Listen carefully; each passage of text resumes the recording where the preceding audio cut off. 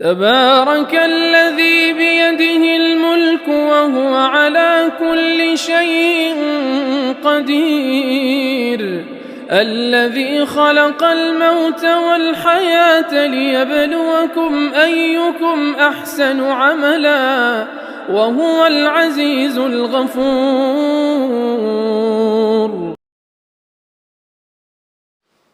بسم اللہ الرحمن الرحیم الحمد لأہلہ والصلاة علی اہلہا اما بعد. مقالے کا عنوان ہے علامہ انور شاہ کشمیری اکابر کی نظر میں. اس مقالے میں حضرت کشمیری کے استاذ محترم حضرت شیخ الہند رحمہ اللہ کے تاثرات، اس کے بعد آپ کے معاصرین عجم اور عرب علماء کے تاثرات، اور اس کے بعد آپ کے گرامی قدر شاگردان فیض یافتگان کے تاثرات کو شامل کیا گیا ہے.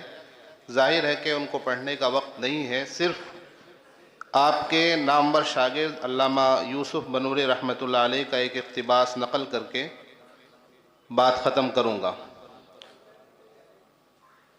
فرماتے ہیں وبالجملہ لم يكن تحت عدیم السماء اوسع علما منه بعهده فيما نعلم قرآنا وسنة وفقها وكلاما وتاريخا وأدبا، ولم يكن تحت هذه الخضراء أعرف منه بالمزايا العلمية والمشكلات الخفية، ولم يكن فوق بسيط الساهرة الغبراء أجمع رجل منه فيما نرى علما وورعا وزهدا وتقوى وحسن صورة وبهاء منظر مؤنق واعتدال قامة رائقة ونظافة طبع ونقاء سريرة وزكاوة ذهن وبديهة مطاوعة، فكان وسبحان الله أكمل إنسان جمالا وكمالا، علما وفضلا، خلقا وخلقا، هديا وسمتا، لم نر مثله ولم ير هو مثل نفسه، فكان لكل مزية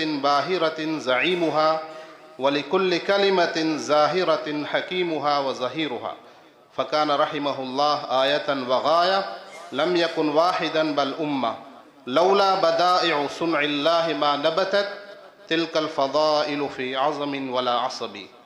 بس اسی پر میں اپنی بات کو ختم کرتا ہوں. وآخر دعوانا ان الحمد للہ رب العالمین.